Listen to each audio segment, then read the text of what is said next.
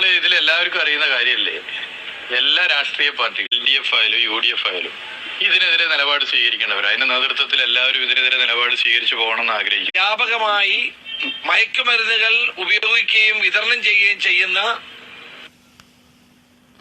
ഈ SFI പിരിച്ചുവിടുകയാണ് വേണ്ടത്. ഇതിന് പൂർണ്ണ പ്രോത്സാഹനമാണ് കേരളത്തിലെ മുഖ്യമന്ത്രി നൽകുന്നത്. 9 വർഷമായി പിണറായി വിജയൻ കേരളം ഭരിക്കുന്നു.